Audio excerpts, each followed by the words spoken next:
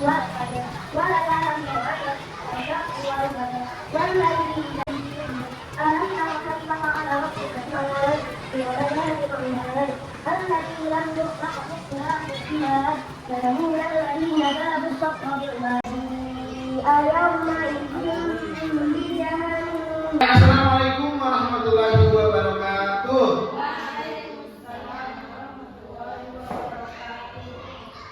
Oke, apa kabar hari ini ibu-ibu?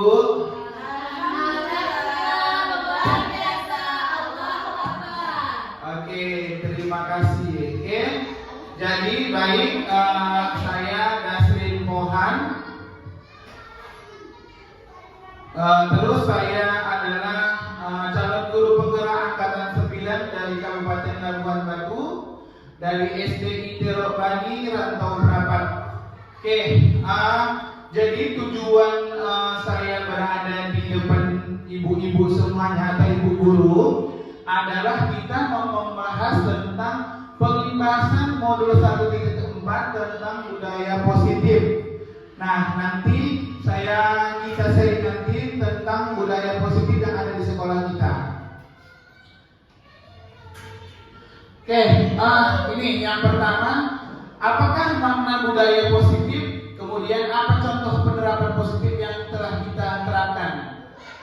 Jadi, Bapak Ibu, di sini contoh yang kita terapkan budaya positif di sekolah kita ini adalah misalnya disiplin. Disiplin itu otomatis datang tepat waktu ke sekolah. Kemudian, budaya positif di sekolah yaitu nilai-nilai dan kebiasaan-kebiasaan di sekolah yang dapat berkembang menjadi pribadi yang kritis, penuh hormat dan bertanggung jawab. Itu adalah budaya positif. Kemudian, perubahan paradigma yang seperti apa yang kita inginkan. Jadi di sini saya jelaskan tentang filosofi pendidikan Ki Hajar Dewantara. Yang pertama, bukan tabula rasa. Kemudian semua anak terlahir dengan bakatnya masing-masing atau unik. Kemudian budi pekerti. Kemudian tugas guru menuntun bakat tersebut agar anak tumbuh dengan selamat dan bahagia. Kemudian guru ibarat petani, anak ibarat biji jagung. Kemudian kodrat alam dan kodrat zaman berpihak pada anak. Jadi ini adalah filosofi dari pendidikan Ki Hajar Dewantara. Jadi yang ada di sini ini adalah hasil dari bapak pendidikan kita yaitu Ki Hajar Dewantara.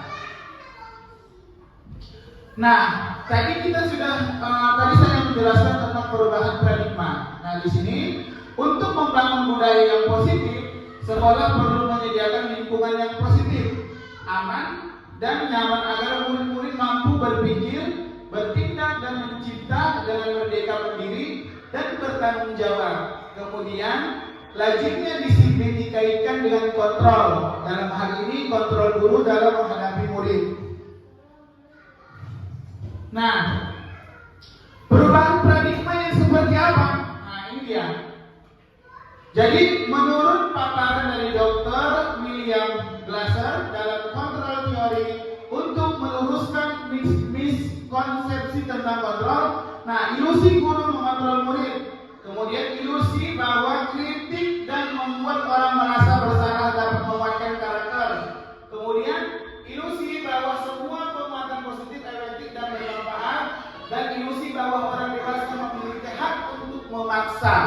Ini adalah perubahan paradigma teori kontrol yang dipaparkan oleh Dr. William Glasser. Yang berikutnya ini adalah perubahan paradigma stimulus respon.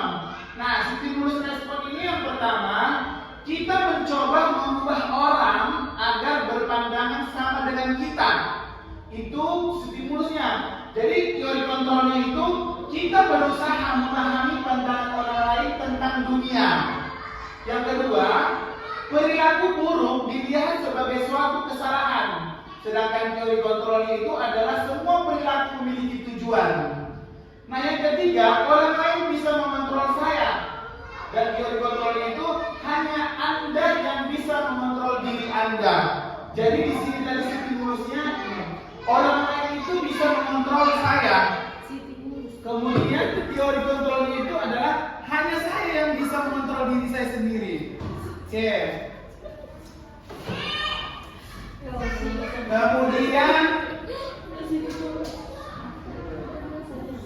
Kemudian saat pemaksaan ada pada saat rujukan gagal dan teori kontrolnya adalah kolaborasi. Ini mati Bu. Mati punya, nggak bisa lagi.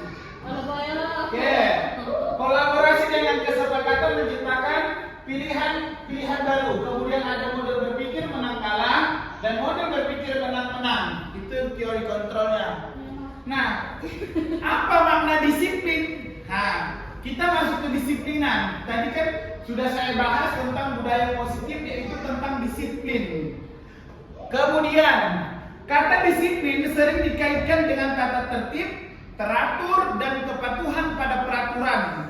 Kata disiplin juga sering dihubungkan dengan hukuman, padahal itu sungguh berbeda karena belajar dengan disiplin tidak harus dengan memberi hukuman. Justru itu adalah salah satu alternatif terakhir dan kalau perlu tidak digunakan sama sekali. Jadi ibu guru, bahwasanya hukuman itu sebenarnya tidak dibenarkan di sekolah. Dia lebih ke penanggung jawab sebenarnya. Karena nanti kita bahas tentang guru itu seperti apa. Apakah dia manajer? Nanti ada kita bahas tentang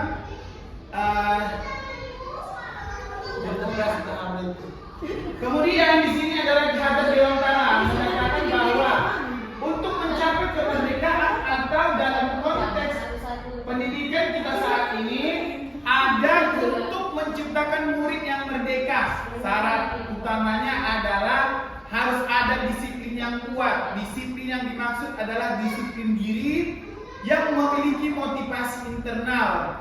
Jika kita tidak memiliki motivasi internal, maka kita memerlukan pihak lain untuk mendisiplinkan kita. Jadi, kita sebagai guru harus disiplin diri. Artinya, sebelum kita mendisiplinkan murid-murid kita terlebih dahulu untuk disiplin diri. Contohnya itu adalah hadir tepat waktu. Oke. Perhatikan lagi Ibu, ini adalah teori motivasi perilaku manusia. Nah, teori perilaku motivasi manusia untuk menghindari ketidaknyamanan atau hukuman. Apa yang akan terjadi apabila saya tidak melakukannya? Itu adalah motivasi eksternal. Kemudian, untuk mendapatkan imbalan dari orang lain atau institusi, apa yang akan saya dapatkan apabila saya melakukannya? Berarti itu adalah motivasi eksternal, berarti motivasi dari luar. Kemudian, untuk menghargai diri sendiri menjadi insan sesuai harapan kita, apa bila saya melakukannya? Itu adalah motivasi internal, tujuannya adalah disiplin positif, berarti dari diri sendiri. Nah, saya akan menjadi orang seperti apa apabila saya melakukannya? Itu adalah untuk menghargai diri sendiri. Lanjut. Nah, budaya positif di sini ada 3. Ini sebenarnya bisa dikembangkan, ini memang khusus di dalam kelas. Yang pertama lingkungan positif, artinya lingkungan kita itu harus memang benar-benar, artinya positif ini adalah yang mendukung anak-anak itu nyaman ketika belajar. Itu yang dimaksud di sini positif ya Bapak Ibu. Kemudian keyakinan keras dan peraturan keras. Keyakinan keras ini adalah tentang kesepakatan kelas. Lanjut. Nah, di sini kita akan bahas tentang keyakinan keras, hukuman dan penghargaan. Nah, mengapa tidak peraturan saja? Mengapa harus keyakinan keras? Jadi artinya peraturan itu sudah dihapus dengan keyakinan kelas. Jadi di kelas itu peraturan itu sudah dihilangkan. Kita menggunakan adalah keyakinan kelas, ya. Tidak ada lagi peraturan, tapi kita menggunakan keyakinan kelas.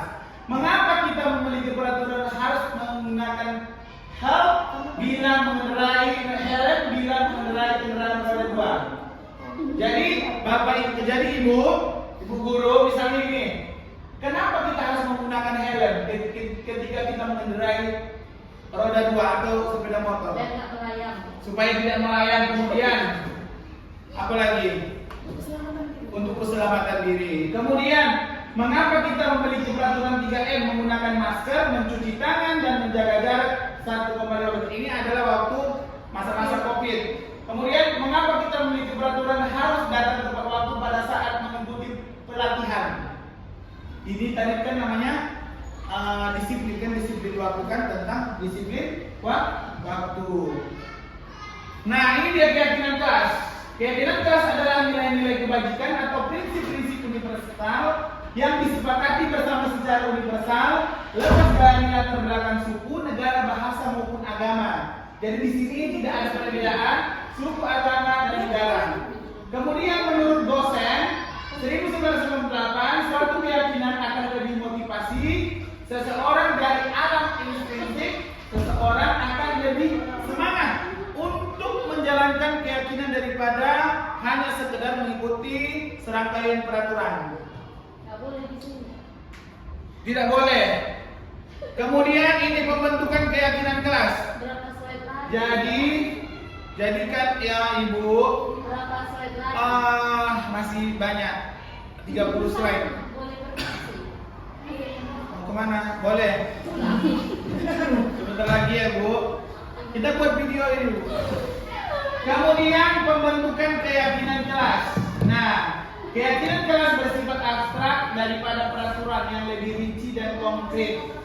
Kemudian keyakinan kelas berupa pernyataan-pernyataan yang universal. Pernyataan keyakinan kelas senantiasa dibuat dengan bentuk positif. Keyakinan kelas hendaknya tidak terlalu banyak sehingga mudah diingat dan dipahami. Semua warga kelas sebaiknya ikut berkontribusi dalam membuat keyakinan kegiatan kelas lewat curah pendapat. Kemudian bersedia meninjau kembali keyakinan kelas dari waktu ke waktu. Jadi Bapak Ibu, jadi Bu Guru, keyakinan kelas ini sebenarnya adalah peraturan yang dibuat oleh guru dengan siswa. Jadi di dalam kelas itu tidak ada kata-kata yang namanya dilarang makan berdiri. Nah, kemudian apalagi menggunakan jangan membuang sampah sembarangan. Nah, kata jangan itulah yang mau kita hilangkan, karena jangan itu adalah suatu tindakan yang melarang. Dia langsung jangan, berarti tidak boleh dilakukan. Itu sebenarnya tidak boleh menggunakan kata-kata larangan. Misalnya gini, dilarang untuk makan sambil berdiri, itu tidak boleh. Tapi sebaiknya makan dan berdiri, makan dan minum itu duduk. Misalnya istilahnya kata tidak, jangan itu tidak boleh. Ya. Kemudian ini adalah peraturan. Contoh ini adalah peraturan. Ada keyakinan kelas atau nilai kebajikan yang dituju. Ya. Pertama peraturannya adalah selalu kembali buku ke tempatnya. Berarti itu adalah tanggung jawab. Dilarang mengganggu orang lain. Berarti kalau kita buat ke dalam keyakinan kelas itu kita lebih istilahnya memperhalus bahasa. Kan itu kan tadi peraturannya dilarang mengganggu orang lain. Jadi keyakinan kelas itu adalah menghormati orang lain dan diri sendiri. Kemudian hadir di sekolah 15 menit sebelum melakukan pembelajaran, yaitu keyakinan kelasnya adalah nilai yang kita dapatkan adalah menghormati orang lain. Kemudian dilarang melakukan kekerasan. Nah, jadi kalau keyakinan kelas itu nilainya adalah keselamatan, menghormati orang lain. Nah, Bapak Ibu, ini adalah contoh penerapan pembuatan keyakinan kelas. Ini yang saya buat di kelas saya. Contohnya itu adalah bahwasanya kita bergaul kepada siswa. Siswa itu yang menulis serta keyakinan kelasnya.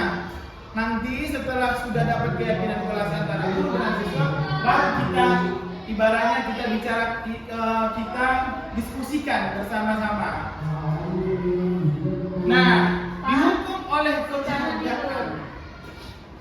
dihukum oleh penghargaan, pengaruh jangka pendek dan jangka panjang. Penghargaan mendukung, penghargaan mengurangi ketepatan, penghargaan tidak efektif, penghargaan merusak hubungan. 1 jam ini loh. 1 jam. Iya. Itu lembur. Kemudian ini adalah tindakan guru. Tindakan guru nanti kita diskusi. Tindakan guru nanti ini kita bahas hukuman atau konsekuensi. Bapak Ibu, Ibu guru, masih saya tanya, benar tidak hukuman atau konsekuensi? Contoh, yang pertama, mencatat 100 kali di dalam buku kalimat, saya tidak akan terlambat lagi karena terlambat ke sekolah. Itu adalah hukuman atau Tapi kamu lagi dihukum. Saya nanti dijemput, handphone. Jadi saya bilang enggak dijemput demi bapak loh. Bukan. Yuk. ini kita bahas dulu ya. Kita bahas dulu. Usah pilih lagi. Panas, boleh duduk. Video loh, ya Allah orang ini. Diam, dah. Contoh, gak tahu saya nanti mau saya kemana. Jangan kayak gitu.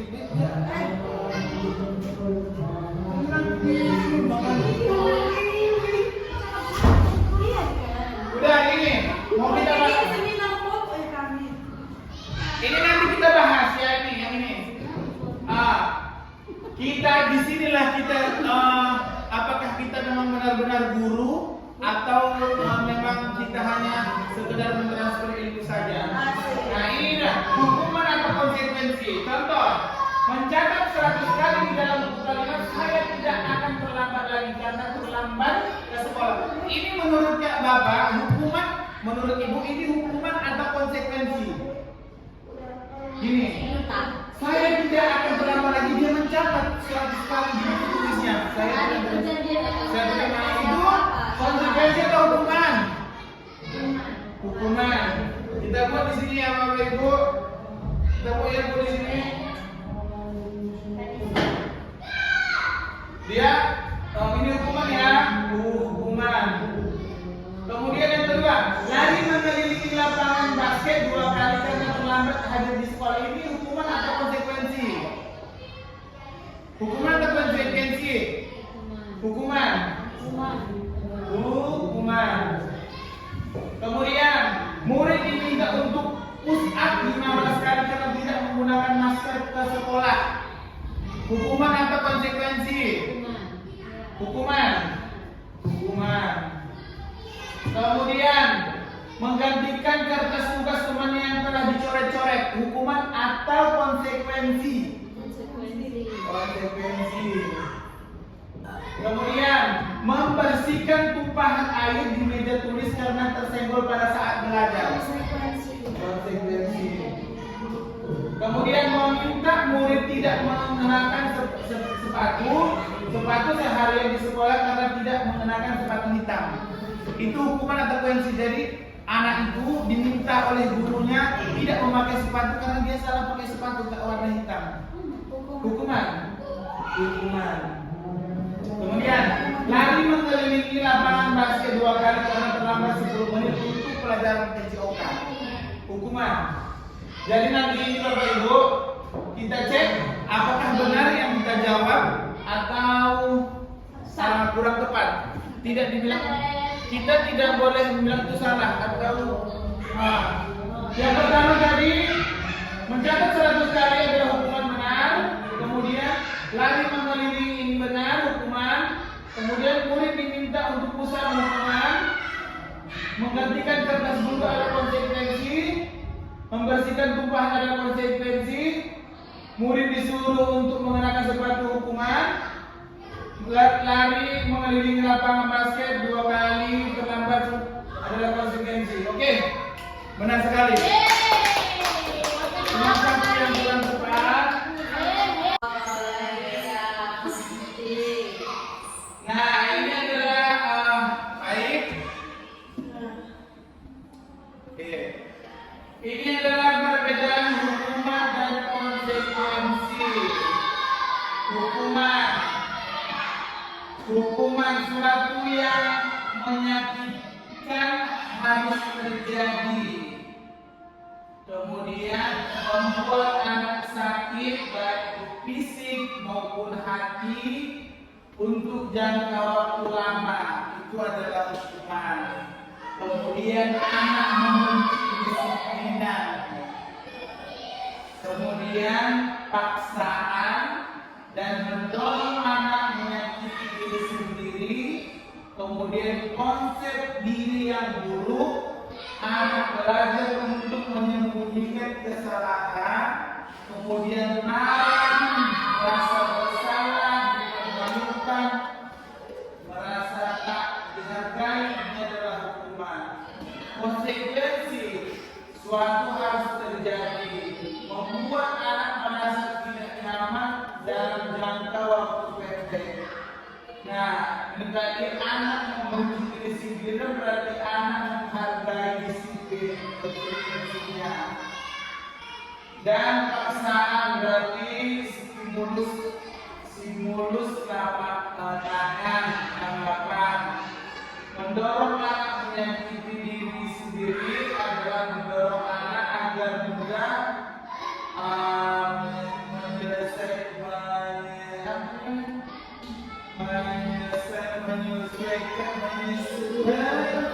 menyesuaikan diri. Konsep diri yang buruk itu adalah konsep diri yang baik. Kemudian anak belajar untuk menyembunyikan kesalahan. Anak belajar untuk mematuhi peraturan.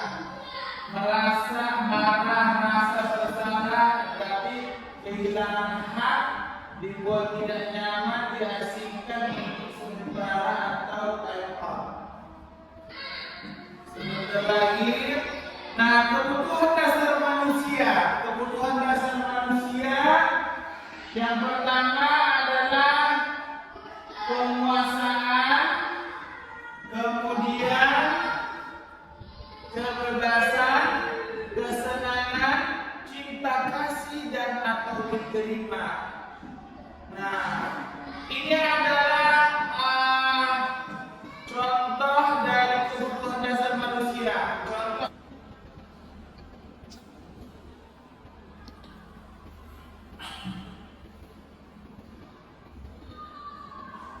Oke, baik Bapak Ibu, jadi di sini Ibu Ani, guru kelas 5 di SD Pelita Hati, sedang bingung menghadapi ulah salah satu murid di kelasnya, Agus.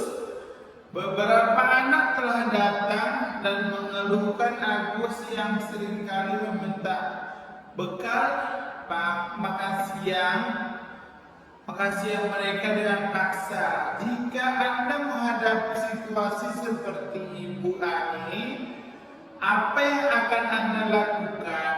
Menurut Anda, kira-kira apa alasan agar Agus melakukan hal itu? Nah, jadi dari konteks tadi di sini, dalam konteks penerapan disiplin positif, Ibu Ani sebaiknya mencari tahu alasannya, alasan Agus melakukan tindakan tersebut agar mengetahui kebutuhan mana yang sedang berusaha dipenuhi Agus. Nah, yang pertama, apabila jawaban Agus karena dia lapar dan orang tuanya tidak membawakannya bekal makan siang, nah kebutuhannya adalah bertahan hidup. Kemudian apabila jawaban Agus karena dia senang temannya jadi memperhatikan dia, kebutuhannya adalah cinta dan kasih sayang, kebutuhan untuk diterima. Kemudian Bapak Ibu, apabila jawaban Agus adalah dia merasa hebat karena temannya jadi takut dan menurut keinginannya, kebutuhannya Agus adalah penguasaan atau pengakuan atas kemampuan. Kemudian apabila jawaban Agus karena dia merasa bosan dengan bekal yang dibawakan ibunya, karena selalu membawakan bekal yang sama, jadi kebutuhannya adalah kebebasan. Jadi kebutuhan akan pilihan. Nah, yang terakhir adalah apabila jawaban Agus adalah karena iseng saja dan dia menikmati ekspresi wajah teman yang kesal karena diambil makanannya, kebutuhannya adalah kesenangan.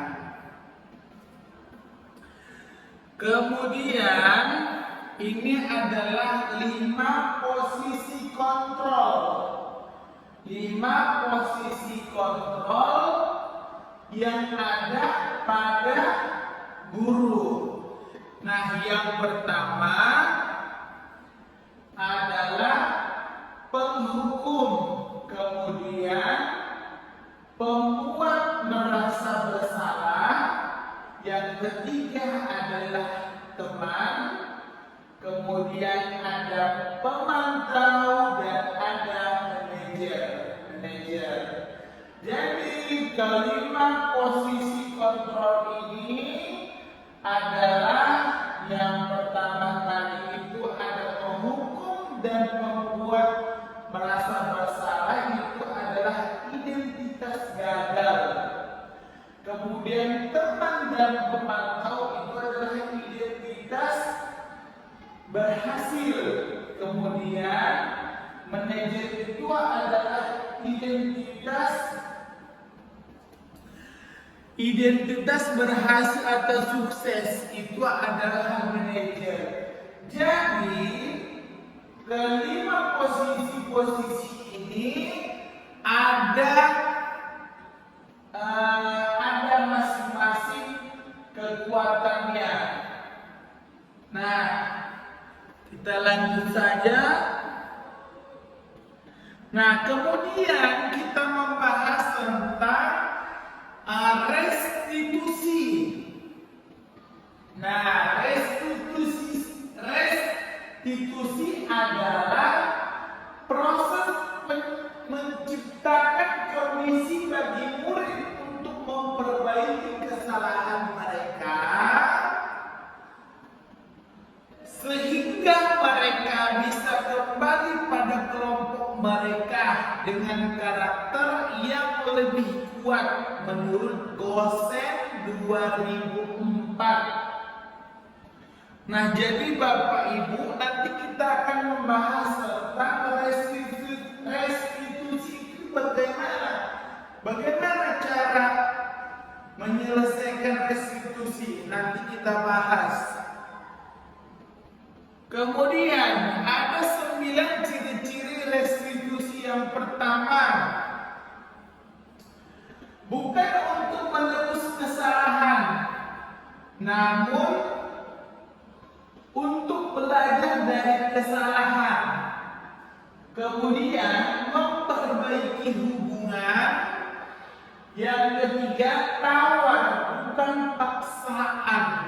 Jadi di sini ciri restitusi yang ketiga inilah tawaran, bukan paksaan. Nah, yang keempat, restitusi menuntut untuk melihat ke dalam diri. Kemudian restitusi mencari kebutuhan dasar yang mendasari tindakan. Selanjutnya adalah restitusi diri, adalah cara yang paling baik untuk memperbaiki diri. Kemudian restitusi fokus pada karakter bukan tindakan. Yang 8, restitusi fokus pada solusi. Yang ke-9 adalah restitusi mengembalikan murid yang berbuat salah pada kelompoknya. Jadi Bapak Ibu, dari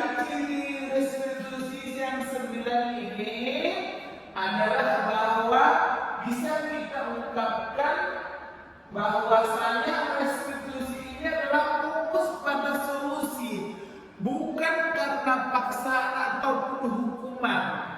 Ya. Kemudian ini adalah segitiga restitusi. Nah, segitiga restitusi di sini ada 3. Satu yang pertama menstabilkan identitas. Kemudian ada validitas tindakan yang salah.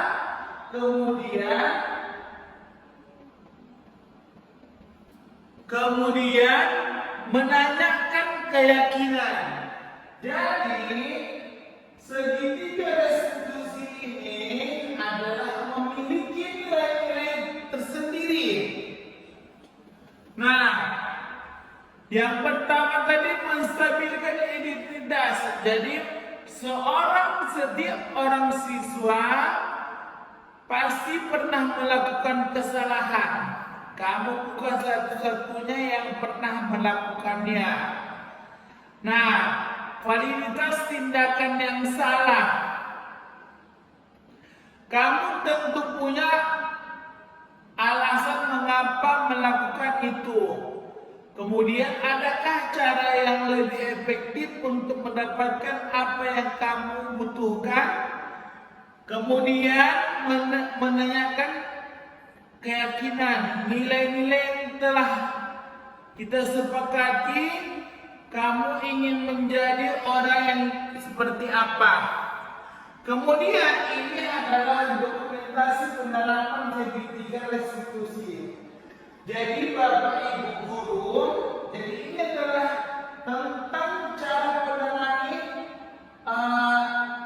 segitiga restitusi. Nanti saya akan putar videonya tentang restitusi, cara saya menangani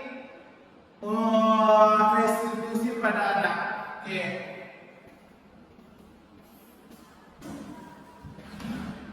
Nah, yang pertama, apabila jawaban Agus karena dia lapar dan orang tuanya tidak membawakannya bekal makan siang, nah kebutuhannya adalah bertahan hidup. Kemudian, apabila jawaban Agus karena ia senang temannya jadi memperhatikan dia, kebutuhannya adalah cinta dan kasih sayang, kebutuhan untuk diterima. Kemudian Bapak Ibu, apabila jawaban Agus adalah dia merasa hebat karena temannya jadi takut dan menurut keinginannya, kebutuhannya Agus adalah penguasaan atau pengakuan atas kemampuan. Kemudian apabila jawaban Agus karena dia merasa bosan dengan bekal yang dibawakan ibunya, karena selalu membawakan bekal yang sama, jadi kebutuhannya adalah kebebasan. Jadi kebutuhan akan pilihan. Nah, yang terakhir adalah apabila jawaban Agus adalah karena iseng saja dan dia menikmati ekspresi wajah teman yang kesal karena diambil makanannya, kebutuhannya adalah kesenangan. Kemudian ini adalah 5 posisi kontrol. 5 posisi kontrol yang ada pada guru. Nah, yang pertama adalah penghukum, kemudian pembuat merasa bersalah, yang ketiga adalah teman, kemudian ada pemantau dan ada manajer. Jadi kelima posisi kontrol ini adalah yang pertama kali itu ada penghukum dan membuat merasa bersalah, itu adalah identitas gagal. Kemudian teman dan pemantau itu adalah identitas berhasil. Kemudian manajer itu adalah identitas berhasil atau sukses, itu adalah manajer. Jadi kelima posisi ini ada masing-masing kekuatannya. Nah, kita lanjut saja. Nah, kemudian kita membahas tentang restitusi. Nah, restitusi adalah proses menciptakan kondisi bagi murid untuk memperbaiki kesalahan mereka sehingga mereka bisa kembali pada kelompok mereka dengan karakter yang lebih kuat menurut Gosen 2004. Nah, jadi Bapak Ibu, nanti kita akan membahas tentang restitusi itu bagaimana cara menyelesaikan restitusi, nanti kita bahas. Kemudian ada 9 ciri-ciri restitusi. Yang pertama, bukan untuk menebus kesalahan, namun untuk belajar dari kesalahan. Kemudian memperbaiki hubungan. Yang ketiga, tawar bukan paksaan. Jadi di sini ciri restitusi yang ketiga inilah tawaran, bukan paksaan. Nah, yang keempat, restitusi menuntut untuk melihat ke dalam diri. Kemudian restitusi mencari kebutuhan dasar yang mendasari tindakan. Selanjutnya adalah restitusi diri, adalah cara yang paling baik untuk memperbaiki diri. Kemudian restitusi fokus pada karakter bukan tindakan. Yang 8, restitusi fokus pada solusi. Yang ke-9 adalah restitusi mengembalikan murid yang berbuat salah pada kelompoknya. Jadi Bapak Ibu, dari ciri restitusi yang 9 ini adalah bahwa bisa kita ungkapkan bahwasanya restitusi ini adalah fokus pada solusi, bukan karena paksaan ataupun hukuman. Ya. Kemudian ini adalah segitiga restitusi. Nah, segitiga restitusi di sini ada 3. Satu, yang pertama, menstabilkan identitas. Kemudian ada validitas tindakan yang salah.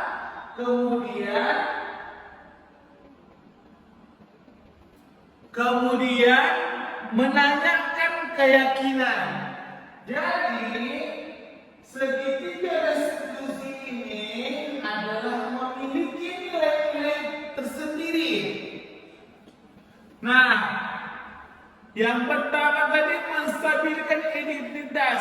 Jadi setiap orang siswa pasti pernah melakukan kesalahan. Kamu bukan satu-satunya yang pernah melakukannya.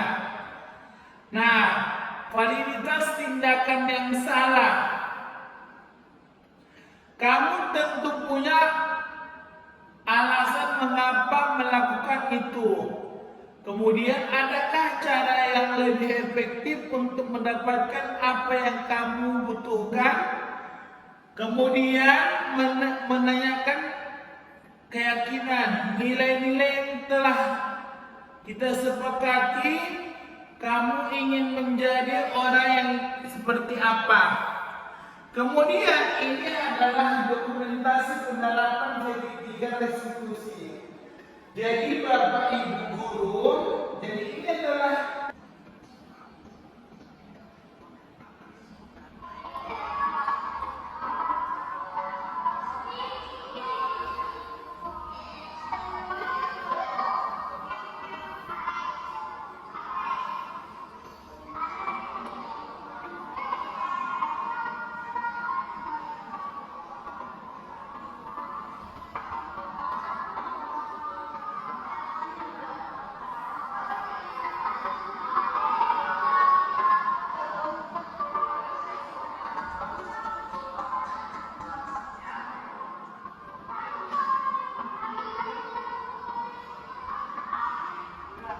Oke, jadi ini adalah salah satu video restitusi di mana saya menggunakan restitusi tadi cara menangani anak, dan kebetulan di sini ada seorang siswa yang terlambat, jadi saya menyelesaikan masalah dia,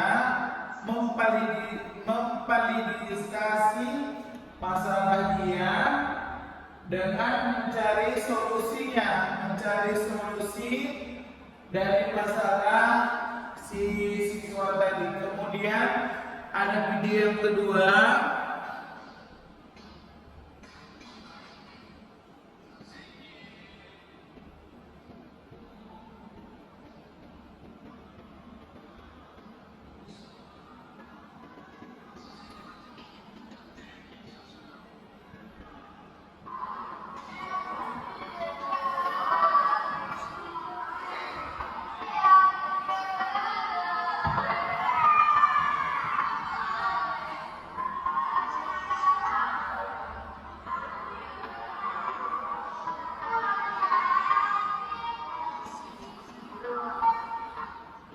Nah, ini adalah video kedua cara menangani anak yang bermasalah. Ini adalah kasusnya ada seorang anak yang bernama Bang Bobi. Ketika terjadinya berlangsungnya pembelajaran, Bang Bobi ini main-main ketika pembelajaran itu sudah berlangsung, sehingga saya menangani dengan menggunakan restitusi, di mana saya tadi mencari tahu, memvalidasi, kemudian menanyakan keyakinan si abang tadi ini. Kemudian saya mencari solusi dari masalah siswa tadi. Oke, baik. Mungkin itu yang bisa saya sampaikan pada pagi hari ini. Kurang lebih saya mohon maaf.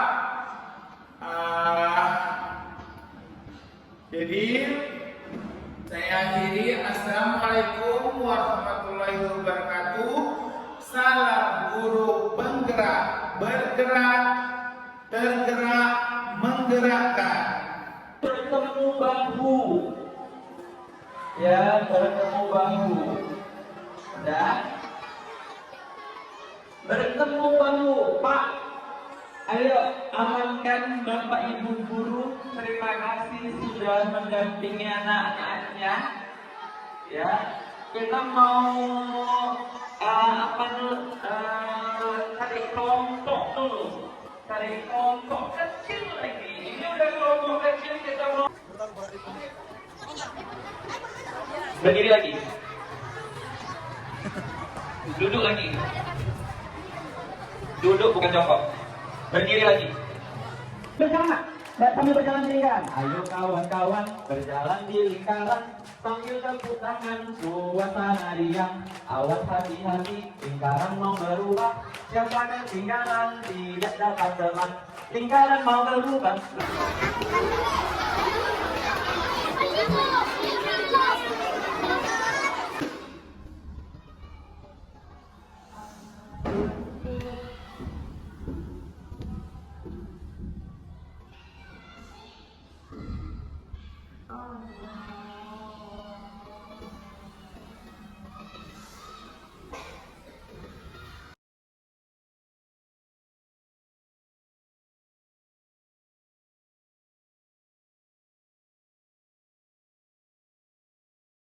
Warahmatullahi wabarakatuh. Nama saya Sekali Pratama. Saya kelas 4 lihat. Assalamualaikum warahmatullahi wabarakatuh. Nama saya dikenalkan dari radio. Saya kelas 4 lihat. Perkenalkan nama saya Saudi Darussalam. Saya sangat senang.